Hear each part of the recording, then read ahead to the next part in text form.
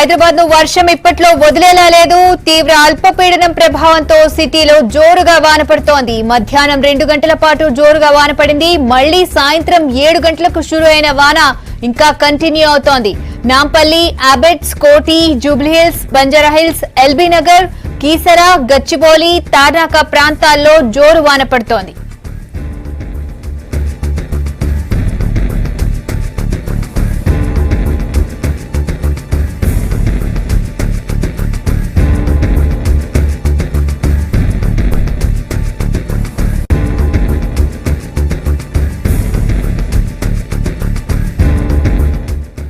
మధ్యాహ్నం కురిసిన వానతో మొదలైన ట్రాఫిక్ జామ్లు ఇంకా కొనసాగుతున్నాయి.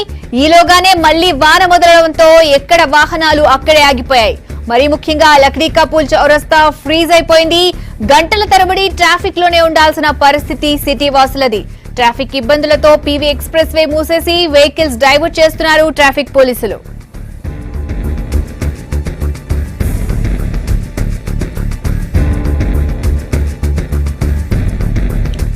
పశ్చిమ మధ్య బంగాళాఖాతంలో ఏర్పడిన అల్పపీడనం తీవ్ర అల్పపీడనంగా మారింది.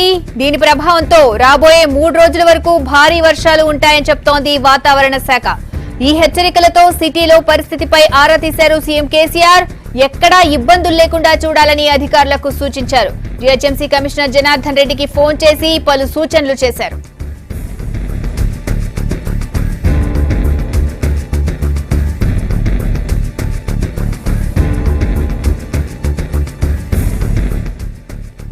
అప్డేట్స్ భరత్ అందిస్తారు. భరత్, హైదరాబాద్ ని నిజంగానే వర్షం వదిలేలా లేదు. ఎక్కడెక్కడ పడుతోంది ఇప్పుడు? అంతటా కూడా ప్రస్తుతం వర్షం కురుస్తుంది. కొన్ని ప్రాంతాల్లో చిరుజల్లు పుడితే మరికొన్ని ప్రాంతాల్లో మోస్తరు వర్షం, మరికొన్ని ప్రాంతాల్లో భారీ వర్షం కూడా నమోదవుతుంది. మనం ఒకసారి రాడార్ పిక్చర్ చూడొచ్చు. హైదరాబాద్ రాడార్ పిక్చర్ ఎలా ఉందో. హైదరాబాద్ మొత్తం అంతటా కూడా మనం ఇక్కడ ఈ రాడార్ పిక్చర్ లో మనం అబ్జర్వ్ చేయొచ్చు. హైదరాబాద్ అంతటా కూడా ప్రస్తుతం వర్షం పడుతున్న పరిస్థితి.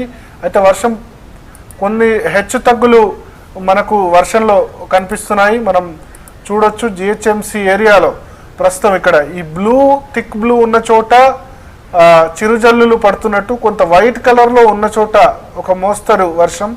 ఇక్కడ మనం చూడొచ్చు హకీంపేట, సికింద్రాబాద్ వైపుగా కొంత మోస్తరు వర్షం పడుతుంది. అదేవిధంగా వెస్ట్ జోన్ అంటే జూబ్లీ హిల్స్ వైపు ఇటువైపు కూడా మోస్తరు వర్షం పడుతుంది. బట్ ఇక్కడ మనం చూడొచ్చు చార్మినార్, పాత బస్తీ ఈ ఏరియాలో ఎల్లో కలర్లో మనకు ఈ రాడార్ కనిపిస్తుంది. ఎల్లో కలర్ అంటే అక్కడ భారీ వర్షం. సో ప్రస్తుతం ఇటువైపు సౌత్ జోన్ వైపు భారీ వర్షం కురుస్తున్నట్లు మనం ఈ రాడార్ ద్వారా, హైదరాబాద్ రాడార్ ద్వారా తెలుసుకోవచ్చు. అదేవిధంగా శాటిలైట్ కూడా మనం ఒకసారి చూస్తే కనుక శాటిలైట్ ద్వారా కూడా మనం అబ్జర్వ్ చేయొచ్చు ఎక్కడెక్కడ వర్షం పడుతుందో. ఓవరాల్గా మళ్ళీ ఈవినింగ్ వర్షం అందుకోవడంతో అంతా కూడా ట్రాఫిక్ అంతా ఇబ్బందులు కూడా కనిపిస్తున్నాయి. మనం ఇక్కడ చూడొచ్చు హైదరాబాద్ మీద అంతటా కూడా మనకి ఇక్కడ బ్లూ కలర్లో కనిపిస్తుంది. బ్లూ కలర్లో ఉంటే గనక అక్కడ వర్షం పడుతున్నట్లు. సో మనకు హైదరాబాద్ అన్నది కూడా స్పష్టంగా కనిపించట్లేదు. అంత దట్టంగా హైదరాబాద్ మీద మేఘాలు కమ్ముకున్నాయి. నార్త్ జోన్లో ప్రస్తుతం మనం చూస్తున్నాం వైట్ కలర్లో ఉంది. ఇక్కడ కొంత ఒక మోడరేట్ రెయిన్ఫాల్ కనబడుతుంది. అదేవిధంగా వెస్ట్ జోన్ సైడ్ కూడా కొంత వర్షం పడుతున్నట్టు మనకు అర్థమవుతోంది.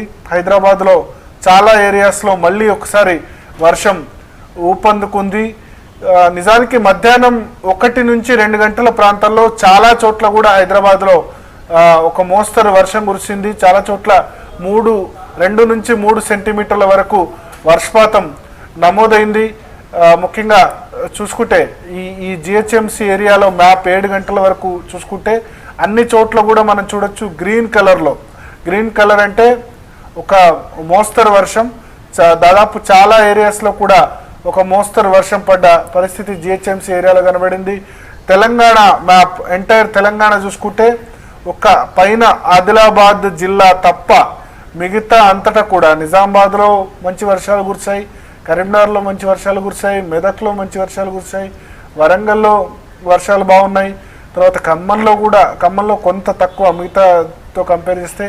నల్గొండలో మనం చూడొచ్చు ఇక్కడ ఆరెంజ్ కలర్, ఎల్లో కలర్లో ఉంది. అంటే భారీ అతి వర్షాలు 14-15 సెంటీమీటర్లు ఈ ఉదయం 8:30 నుంచి కురిసిన పరిస్థితి ఉంది.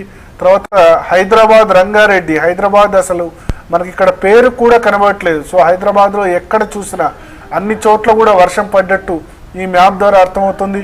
మహబూబ్ నగర్లో కొంత వర్షాల తీవ్రత తక్కువ ఉంది. ఎస్పెషల్లీ నల్గొండ, హైదరాబాద్, రంగారెడ్డి, మెదక్, కరీంనగర్, వరంగల్, నిజామాబాద్లో వర్షాలు చాలా ఎక్కువ పడుతున్నట్లు ఈ మ్యాప్ ద్వారా మనకు అర్థమవుతుంది.